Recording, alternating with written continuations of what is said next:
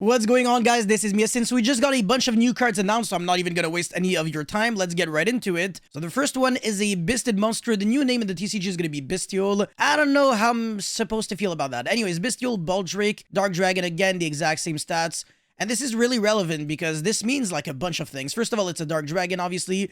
It's a level 6 so that you can make Beatrice and the Hieratic Dragon King of Atom. And also, it's a target for Eradicator Epidemic Virus, Deck Devastation Virus, and Full Force Virus. So 25, 2000 is a huge attack and defense stat. Anyways, you can only use the first and second effect of this card's name once per turn. Again, exactly like the other Bisted monsters. And the first one is the exact same as all the other Bisted monsters, so there's no reason to even read it. The second one is actually really interesting. So if your opponent special summons a Ritual, Fusion, Synchro, Xyz, and or Link monster, so everything except Pendulum monsters, you can tribute one other light or dark monster, then target one of those summoned monsters, banish it. So I think you guessed it already, but this in tandem with any other Bisted monster can be triple interruption or even quadruple interruption if it's Druid Worm. So that you would go like Druid Worm, banish a light or dark, and then summon this one, banish another light or dark, so double DD Crow.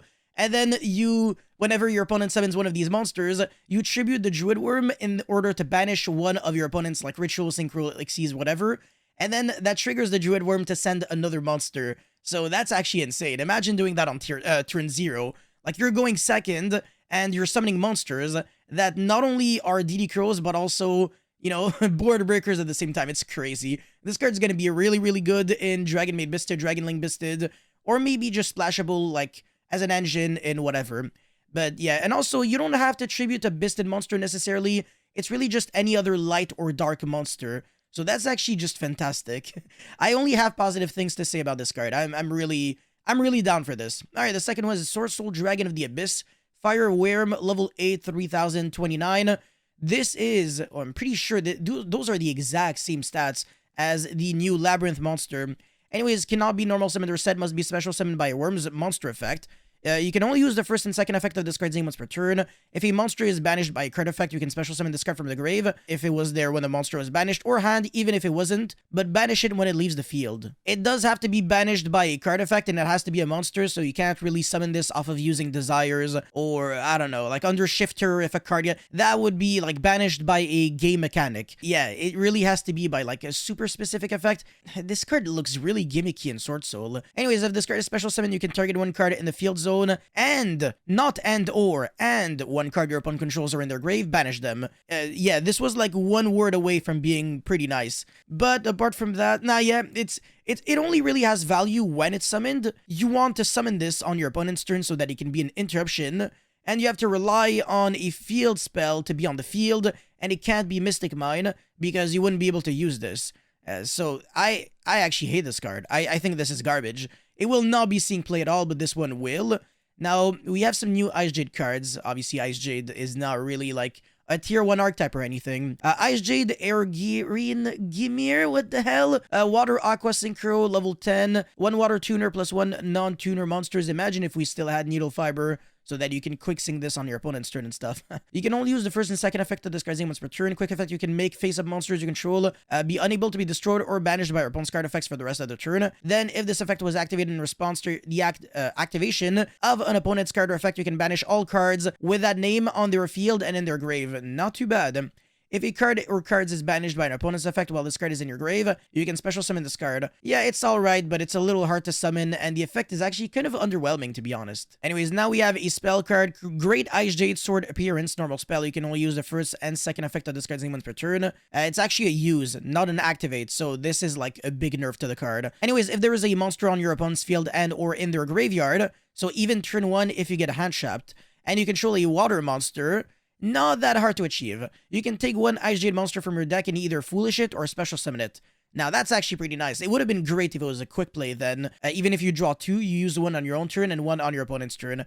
But it's fine. If a face-up Ice Jade monster or monsters you control leaves the field by your opponent, except by being destroyed and except during the damage step, you can banish this card from the grave, then target one card your opponent controls, banish it. Now, this card's really good. It's great, but the thing is, Ice Jade monsters are so underwhelming that you're kind of just summoning almost vanilla monsters at this point. So unless you're trying to make Bahamut Toad and trying to do something a little more degenerate that involves like other broken engines, I can't really see how you can break this. but it's a great card for a deck that desperately needed support, so I'll take that any day of the week. And this card's not trash either. So now we have the Dogmatica cards. Albazoa of Drachma. Level 12. Wow, level 12 Ritual Monster. I haven't seen this in a while. It's been a while since the last level 12. Anyways, 4,000 attack, 4,000 defense. It's a big boy. You can ritual summon this card with Dogmatic Calamity. Yeah, the wordplay there. Cannot be ritual summoned except with Dogmatica's card effects. You can only use the second effect of this card's name once per turn. Dogmatica monsters you control are unaffected by your opponent's activated Fusion, Synchro, Xyz, and Link monster effects. So if your opponent goes for Baguska, this card still goes to defense because Baguska is a continuous effect. Anyways, during your main phase, you can apply one of these effects. Now, that's actually really nasty. Your opponent sends one card from their hand or extra deck to the grave for every 2 cards in their extra deck. The question is, if the extra deck is like an odd number, does it round up or round down? Like if they have 15, do you make them lose 8 cards or 7 cards? Either way, they're obviously never really going to be sending cards from their hand unless they can trigger card effects. So the fact that they choose is a little meh for me. But the extra deck, I mean, they can also trigger like a bunch of Entis and stuff. I really don't know about that. Like the fact that this can help the opponent, this can never be meta. Because if it becomes meta, it's super easy to adapt to this. It's still a really nasty effect that if people are not prepared for, this could win you a lot of games. Anyways, they return all Fusion, Synchro, Xyz, and Link monsters you control to the extra deck. This is a great effect to have as a quick effect, but it's not. It's a solo effect on your own main phase. So because of that, I don't believe that this is going to be too great.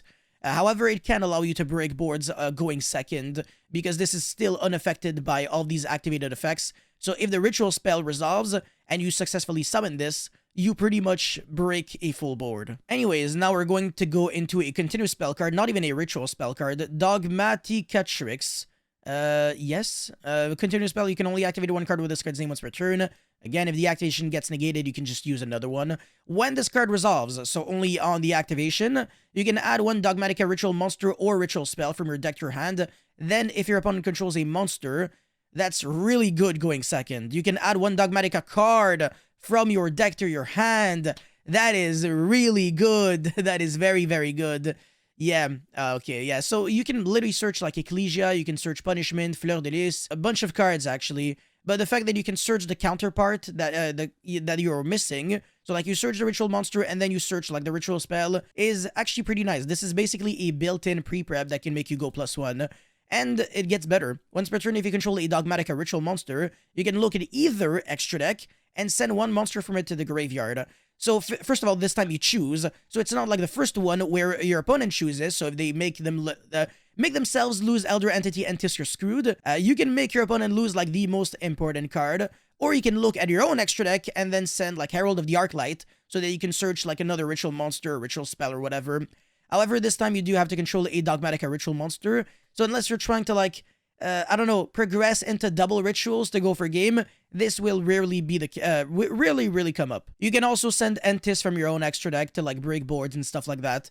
So yeah, overall, this card is fantastic. I'm a big fan. This card is decent, but a little neggy because it's very hard to summon. From my understanding of things, maybe the ritual field spell makes it way easier. But yeah, it's a big boy for sure. And then for the Ice Jades, not bad, but not fantastic. This card, however, is fantastic. And the Search Soul is the worst card I've reviewed today.